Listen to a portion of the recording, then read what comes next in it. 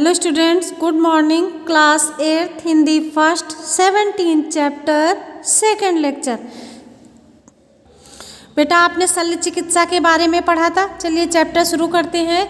जब दुर्घटना के बाद शस्त्र से वार में फट गई आंतें होती हैं, उसको किनारों को एक दूसरे से जब जोड़ते हैं तो ये तकनीक खोज निकाली सुश्रुत जी ने, और उनके लिए एक किस्म की चींटी का उपयोग किया करते थे, जो फटी हुई आंत के दो किनारों को साथ मिलाकर उस पर चींटे छोड़ दिए जाते थे और वे चींटे अपने दांत से उस पर चिपक जाते थे, जिससे फटी हुई आंत के दो किनारे आपस में सिल जाते थे। अब चींटों का शेष भाग काटकर अलग कर दिया जाता था और उदर के बाहरी ऊतकों द्वारा वो टाँके कस दिए जाते थे। कुछ ही दिनों में आंत का घाव भर जाता था और साथ ही चींटे का सिर भी ऊतकों में अपने आप घुल मिल जाता था।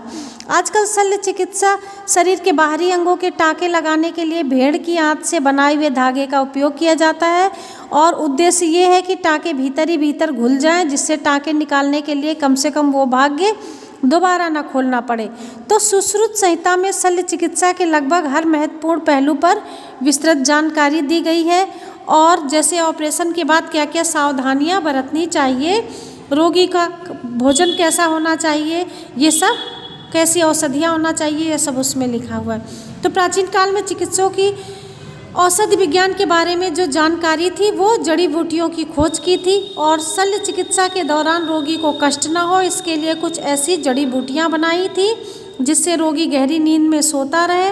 और मानव शरीर की भीतरी अंगों की जानकारी प्राप्त करने के लिए सुश्रुत ने एक अनोखी विधि निकाली थी, जो मृत शरीर को पहले किसी वजनदार वस्तु के साथ बांधकर किसी छोटी सी नहर में डालने से क्या होता है बेटा, ऊतक फूल जाते हैं और झाड़ियों और लताओं में बने बड़े बड़े ब्रुशों द्वारा उसे शरीर से अलग कर दिया जाता है। उसके बाद शरीर के आंतरिक अंगों की रचना स्पष्ट हो जाती है।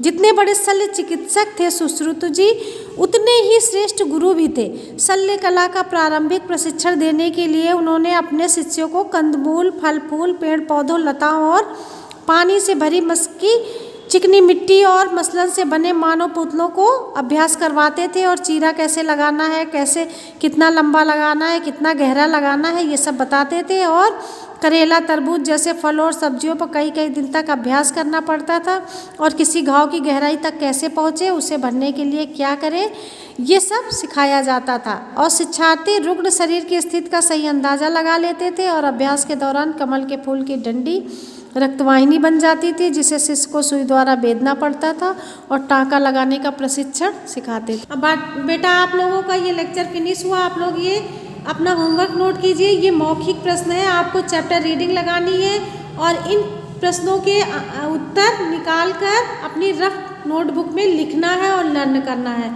अगला लेक्चर कल पढ़िएगा। Thank you class.